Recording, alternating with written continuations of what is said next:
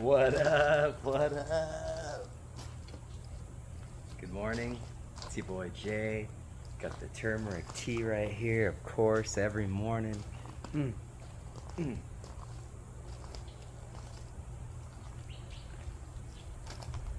You gotta come outside, man. Give mama love, some love, Straight up.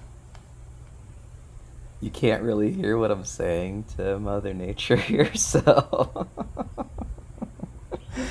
Oh man. I guess I'll just skip ahead here. But yeah, go outside, give her some love. Gotta give some love to the big guy, the great Surya, the eternal sun, and unconditional lover. Ooh, bow. I bow deep to you, big guy. Brah! Little little forward fold action. Get them hands on the earth. I bow to you. Eternally. Thank you for your unconditional love, always shining on us, giving us life, nourishment, fulfillment. Yes, we love you. Pay tribute to you. We are yours. I express my eternal gratitude to you, great sun. Who's that lady? So this right here is magnesium. They call it oil, as you probably already know, but it is simply pure magnesium flakes, which come in a tub. You've probably seen them at Walmart or wherever. You just dissolve them, maybe 2 to 3 tablespoons worth, in warm water, and then you rub this on your body, and it even just right now, before doing this voiceover, I felt my body, I was in a discussion about a like a business offering that we're doing, a cooking class, and I felt that my system was actually a bit hot. And so I rubbed some of that on my chest, my armpits, my face, my neck, my forearms, and it cooled me down. Just like right after this video, I was like, oh, you know what? Actually, I really want this right now. And so, out here in Arizona, oh yeah, there you go. Out here in Arizona or anywhere where it's warm, our bodies get mineral deficient really quickly. That's my experience at least. And so this is a very inexpensive way to get the magnesium levels in our body replenished at the tips of our fingers. So yeah, the audio in this section was really choppy. It had like that loud outside humming going on. So that's why I did this voiceover instead. So this is a composter, right? And it spins like this. You can hear inside, right? So this is what we do with all of our food scraps. Some of this is already black, and some of it is getting darker, and some of it's still light. So that's what happens as you allow sunlight and water and oxygen to begin to turn the compostable food scraps, paper products, stems, all of that, peels, everything like that you would just throw away that's not plastic essentially, or a derivative of plastic, you can compost. And then once it's like nice and dark and black like this, now you can use this. It's called humus, is what you call, that's the word they've come up with for the texture. Humus or hubris, I think it's humus, but and then as you can see, like, it's a little dry, I'll be watering, but either way, that is how you can do it. And even like, egg cartons, paper, cardboard, it's all good. And literally, those food scraps turns into the soil.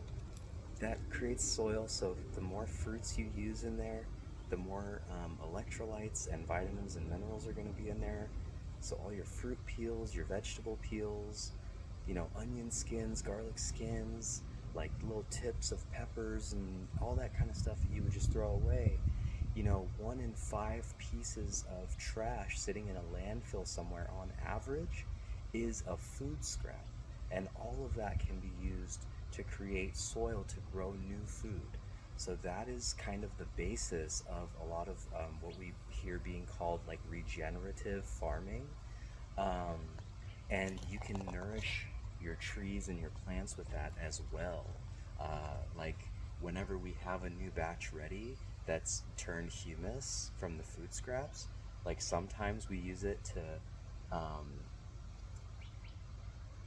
we use it to plant new food, like you saw in that raised bed. And sometimes we will put that around like our different aloe plants or our other bushes, our trees, our flowers, and give them nourishment as well. So this is just one of the beautiful, uh, magical ways that Mother Nature works.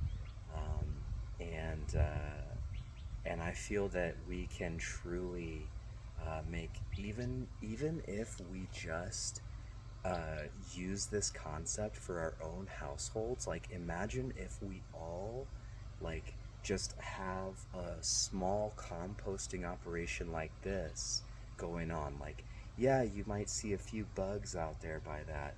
You know, yeah, you're gonna have a little bit of an odor here and there, but what about the impact? Like, can you imagine?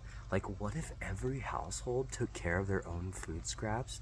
And even if you just turned them into the black gold, the humus, and you sprinkled them around some trees and plants somewhere, even if you didn't want to grow any of your own food, like imagine that. Imagine the impact on Mother Earth if we got rid of all the food scraps, 1 in 5 pieces of trash in every landfill on average. Can you imagine? That would like,